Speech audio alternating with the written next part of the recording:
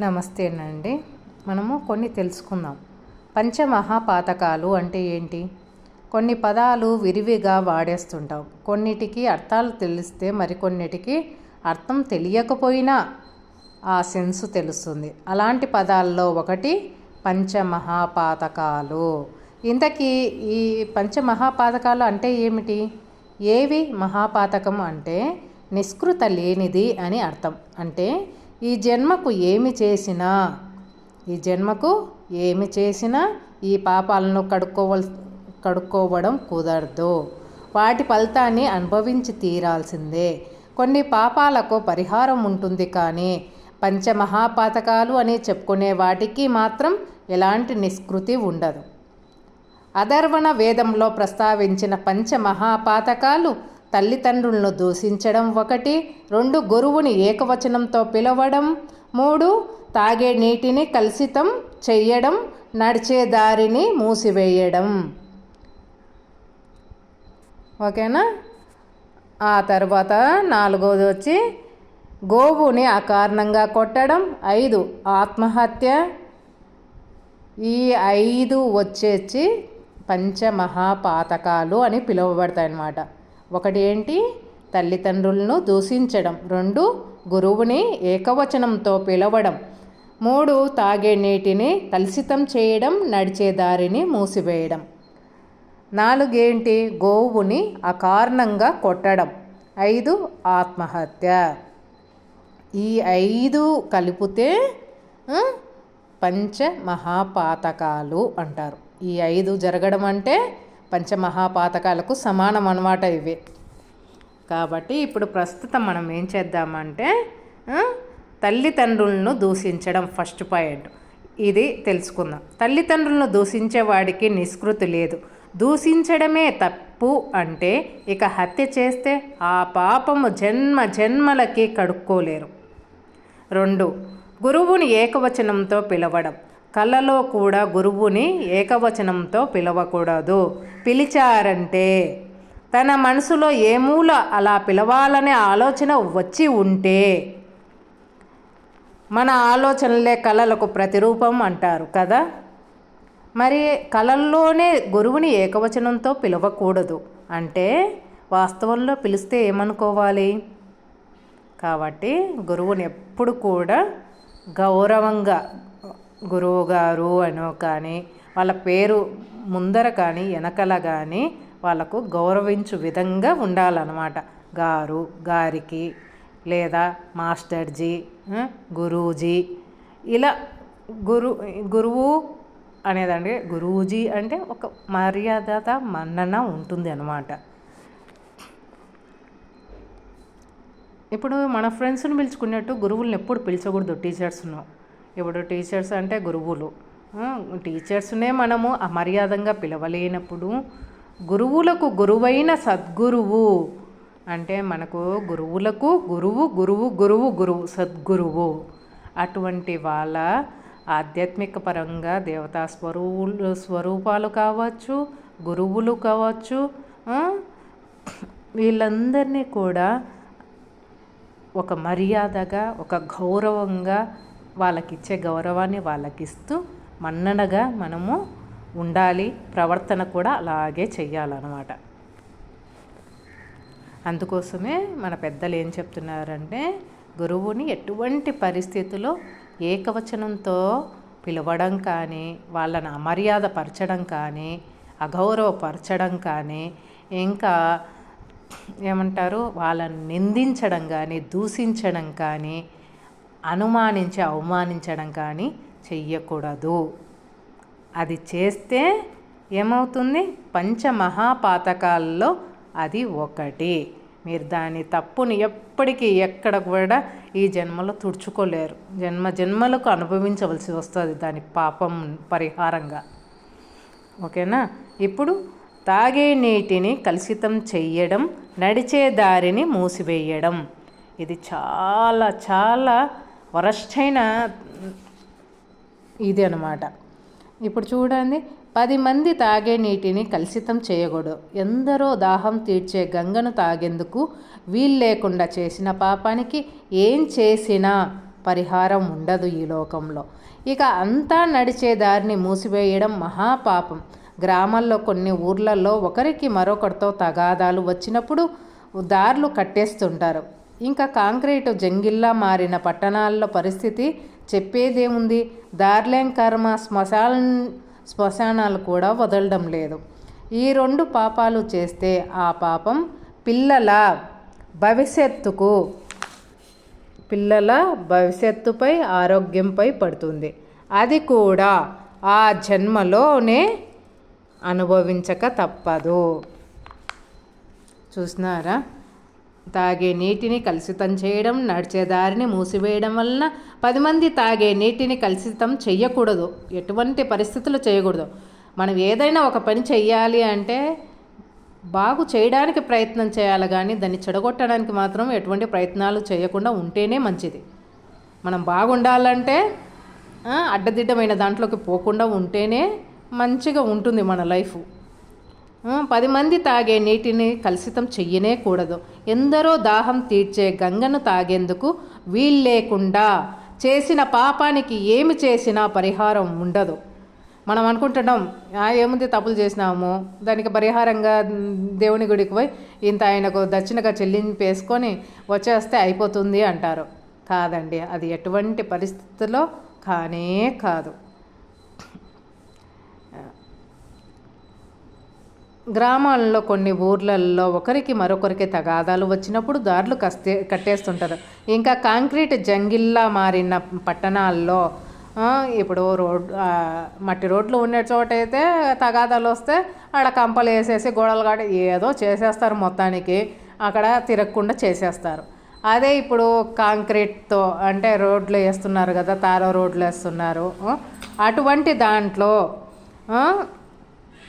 Concrete జంగిల్లా మారిన పట్టణాల్లో పరిస్థితి చెప్పేదేముంది.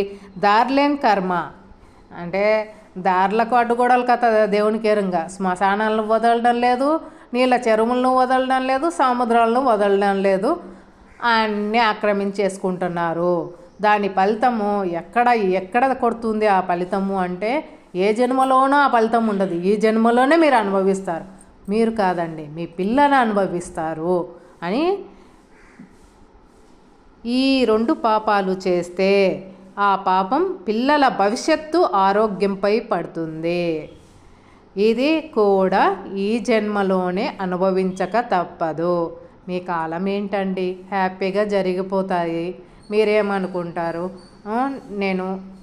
మనం ఎలా సంపాదించినా సంపాదన ముఖ్యమండి, డబ్బులు ముఖ్యమండి అని కొందరు అంటుంటారు. కరెక్టే కావచ్చు, కానీ ఆ సంపాదనను మనము తిని మనం పోవడం లేదండి, మన పిల్లలకి ఇచ్చిపోతున్నాం. మనం ఏ విధంగా అయితే సంపాదించినామో మనీ నుంచి ఇతరులు ఎంత బాధపడి ఆవేదన పడి క్షోభపడి కన్నీళ్లు కార్చి ఆ డబ్బు మన చేతికి వస్తుంది. ఆ క్షోభ అంతా కూడా మనకు కొట్టుకుంటుందో లేదో నాకు తెలియదు, కానీ మన పిల్లలకైతే మాత్రం ఖచ్చితంగా వచ్చే తీరుతుంది. వాళ్ళను చూసుకోవడానికి మనం ఉండకపోవచ్చు, కానీ వాళ్ళు మాత్రము అనుభవించే తీరి వెళ్ళవలసి ఉంటుంది ఈ లోకం నుంచి. కాబట్టి కొద్దిగా జాగ్రత్తగా ఉండండి, సరేనా?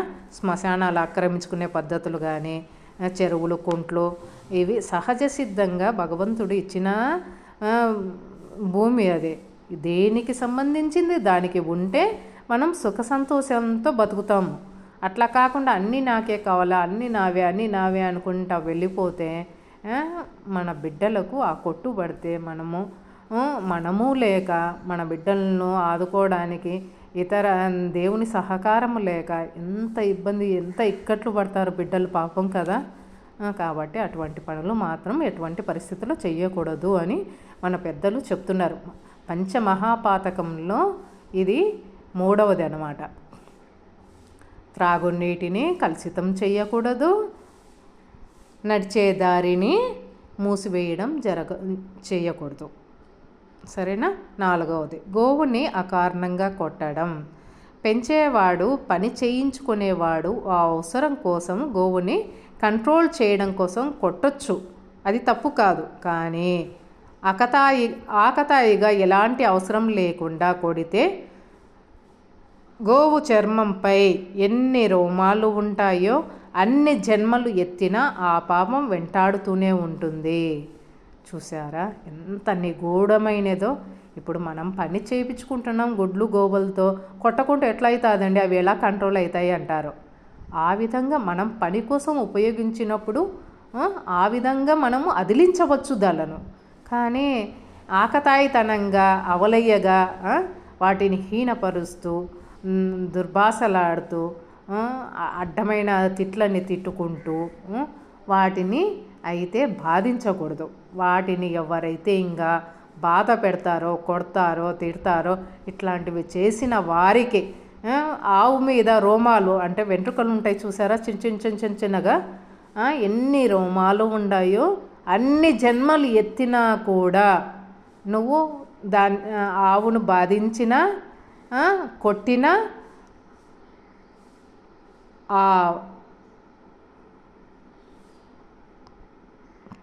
నువ్వు కొడతావు కదా, కొడితే గోవు చర్మంపై దెబ్బలు పడతాయి. అది కూడా బాధ అనుభవిస్తూ, అది ఎందుకంటే అది దాంట్లో ఉండేది ప్రాణమే, దాంట్లో ఉండేది జీవమే. ఆ జీవి కూడా బాధపడుతుంది కదా. నువ్వు చేసిన అకతాయి పని వలన నీకేమో అది ఆనందాన్ని కలిగిస్తుంది అది బాధపడుతుంటే, కానీ దానికైతే బాధే కదా. అందుకోసము పంచమహాపాతకాల్లో గోవుని హింసించిన వారికి కూడా అటువంటి ఫలితమే వస్తుంది. ఎటువంటి ఫలితం? గోవు చర్మం మీద రోమాలు ఉంటాయి చూసారా, చిన్నగా వెంట్రుకలు, ఎన్ని రోమాలు అయితే ఉండాయో అన్ని జన్మలు ఎత్తిన ఆ పాపం వెంటాడుతూనే ఉంటుందంట. నువ్వు చేసింది చిన్నదే, నీకు కనిపించింది చిన్నదే, కానీ అది దేవుని సమక్షంలో చిన్నది కాదు. నువ్వు ఆ రోమాల్లో ఎన్ని వెంట్రుకలు ఉన్నాయో అన్ని జన్మలు ఎత్తినా కూడా వాటిని బాధించిన పాపం అయితే తొలగిపోదంట. కాబట్టి జాగ్రత్త పడండి. పంచమహాపాతకాలలో 5వది ఆత్మహత్య. పరమేశ్వర స్వరూపంలో జీవుడిని ఇచ్చింది తండ్రి, శరీరాన్ని తయారు చేసింది తల్లి. అంటే ఈ శరీరం మన సొంతం కాదు. ఇక అర్థమయ్యేలా చెప్పాలంటే, ఓ అద్దె ఇంట్లో ఉంటూ యజమానికి తెలియకుండా ఆ ఇల్లు అమ్మేయడం అన్నమాట. అంటే నీది కాని ఆస్తిని యజమానికి తెలియకుండా నీవు అమ్ముకోవడం అని అర్థం. మొదటి 4 పాపాలకు ఆ జీవుడు మాత్రమే అనుభవిస్తాడు. కానీ ఆత్మహత్య చేసుకుంటే మాత్రం అటు 5 తరాలు ఇటు 5 తరాలు సర్వనాశనం అయిపోతాయి. ఇది నేను చెప్పడం లేదండి, బ్రహ్మపురాణం ప్రకారము. వాళ్ళు ఏం చెప్తున్నారంటే పంచమహాపాతకాలలో ఇది 5వదండి. 5 చెప్పుకున్నాం కదా. పంచమహాపాతకాలు ఎన్ని? 5. 5లో ఒకటి ఏంటి? తల్లిదండ్రులను దూషించడం. 2 గురువుని ఏకవచనంతో పిలవడం. 3 తాగే నీటిని కలుషితం చేయడం, నడిచే దారిని మూసివేయడం. 4 ఏమిటి? గోవును అకారణంగా కొట్టడం. గోవు అంటే ఆవు ఒకటే కాదండి, మూగజీవులను వేటినైనా కూడా అకారణంగా కొట్టడం, తిట్టడం, హింసించడం చేస్తే దాని ఫలితం ఏంటి అంటే ఈ జన్మలో కాదు, వాటి మీద రోమాలు ఉంటాయి చూసారా, చిన్న వెంట్రుకలు ఆ చర్మం మీద, అన్ని జన్మలు ఎత్తినా కూడా నీ పాపము పరిహరింపబడదు. నువ్వు అనుభవిస్తూనే ఉండాలి. ఎన్ని జన్మలు ఎత్తితే అన్ని జన్మలు కూడా నువ్వు అనుభవించినా కూడా ఆ పాపం పరిహారం కాదు. కాబట్టి మూగ జీవుల జోలికి ఎటువంటి పరిస్థితుల్లో మీరు వెళ్ళకండి, సరేనా? వాటిని చూడగలిగితే ప్రేమగా, వాటికి ఇంత ఫుడ్డు, ఇంత వాటరు, వాటిని ఇంత ప్రేమగా చూడండి. చూడలేకపోతే దాని జోలికి రావకండి, మీరు దానిని హింసించకండి. ఇది పంచమహాపాతకంలో 4వది గోవుని అకారణంగా కొట్టడం. కాబట్టి ఎటువంటి పరిస్థితిలో మూగజీవులు, చీమలు, ఏదైనా చీమలు కావచ్చు, ఏమంటారు, మనకు హాని చెయ్యనివి ఏవైనా కూడా వాటి జోలికి వెళ్ళకండి. మీరు చూస్తే ప్రేమగా ఇంత ఫుడ్డు పెట్టండి, నీళ్లు పెట్టండి, ప్రేమగా దగ్గరికి తీసుకోండి, అంతవరకే. అంతేకాని వాటిని హింసించి ఆనందించే కార్యక్రమాలు మాత్రం ఎటువంటి పరిస్థితిలో చెయ్యకండి. అది ఏంటి అంటే, ఈ ఒక్క జన్మతో నువ్వు చేసిన పాపం తొలగిపోదు మూగజీవులను హింసిస్తే. కాబట్టి ఆ చర్మం మీద ఉన్న రోమాలు ఎన్ని ఉన్నాయో అన్ని జన్మలు ఎత్తినా కూడా ఆ పాపం అనేది పరిహారం కాదు. ముఖ్యంగా గోవును, ఆవును హింసిస్తే జరిగేది ఇది. కాబట్టి గో సంపద ఉండేటోళ్ళు, వ్యవసాయం చేసేటోళ్ళు వీళ్ళందరూ కూడా అదిలించడానికి తై తై తూ అనేసి ఏదో వాళ్ళ సౌండ్లలో వాళ్ళు చేస్తారు. అంతేగాని దాన్ని హింసించడానికైతే కొట్టరు వాళ్ళు. జస్ట్ అదిలించడానికి ఇది చేస్తారు అంతవరకే. అటువంటి వాళ్ళు అదిలించవచ్చు. గో సంపద ఉండి గోవులను సంరక్షించేటోళ్ళు అదిలించడానికి వాడచ్చు. కానీ దాన్ని ఎగతాళిపూర్వకంగా ఆకతాయితనంగా ఆడుకునేటట్లుగా దాన్ని హింసాపూర్వకంగా ఏ జీవిని బాధించే హక్కు మనకు లేనే లేదు. కాబట్టి అది చాలా తప్పు. ఈ జన్మల కాదు, నువ్వు ఎన్ని జన్మలు ఎత్తినా ఆ పాపాన్ని నువ్వు పోగొట్టుకోలేవు అని పంచమహాపాతకాల్లో 4వదైన గోవుని ఆ కారణంగా కొట్టడం జరగకూడదు. దానివల్ల అనేక రకాలైన పాపాలు నీకు చుట్టుకుంటాయి అని చెప్తున్నారన్నమాట. ఇప్పుడు 5వది ఏంటంటే ఆత్మహత్య. పరమేశ్వర స్వరూపంలో జీవుడికి ఇచ్చింది తండ్రి. ఇప్పుడు మనకు ఇచ్చింది ఎవరు? తండ్రి. శరీరాన్ని ఇచ్చింది ఎవరు? తల్లి కదా. కాబట్టి తల్లి తండ్రి మనకు ఈ లైఫ్ని ఇచ్చారు. ఈ లైఫ్ని ఇచ్చినప్పుడు దీన్ని ఇష్టానుసారంగా మార్కులు తక్కువ వచ్చినాయి, ర్యాంకులు రాలేదు, వాడెవడు ఏదో అన్నాడు, వీడేదో చేసినాడు,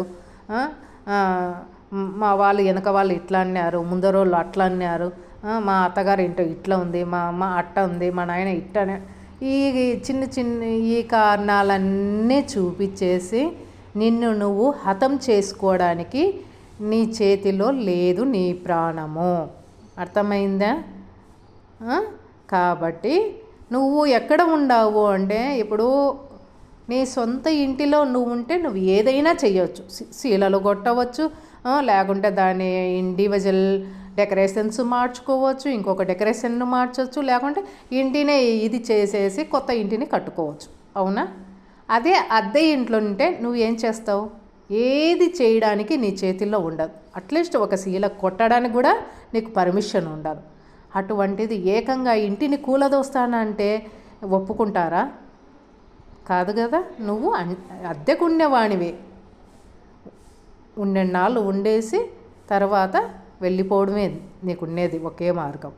అంతేగాని సొంత ఇంటి వాళ్ళలాగా ఉండేటివన్నీ అనుభవించేసి అన్నీ కొట్టేసి కూలేసి మళ్ళీ కొత్తగా ఇంత లేదు నీకు. కాబట్టి వాళ్ళు చెప్పేది ఏంటంటే, ఓ అద్దె ఇంట్లో ఉంటూ యజమానికి తెలియకుండా ఆ ఇల్లు అమ్మేయడం అన్నమాట. అంటే నీది కాని ఆస్తిని యజమానికి తెలియకుండా నువ్వు అమ్ముకోవడం అని అర్థం. మొదటి 4 పాపాలకు ఆ జీవుడు మాత్రమే అనుభవిస్తాడు. కానీ ఆత్మహత్య చేసుకుంటే మాత్రం అటు 5 తరాలు ఇటు 5 తరాలు సర్వనాశనం అయిపోతాయి. ఇది ఎక్కడి నుంచి వచ్చింది అంటే బ్రహ్మ పురాణం నుంచి చెప్పడం జరిగిందనమాట. ఈ 5 పంచమహాపాతకాలు. ఇవి 5 పంచమహాపాతకాలు. ఓకేనా? సరేనండి, ఇప్పటికే ఉంటాను. నమస్తే. ఇది వచ్చేసి సాయిబాబా ఛానల్ నుంచి. నమస్తేనండి.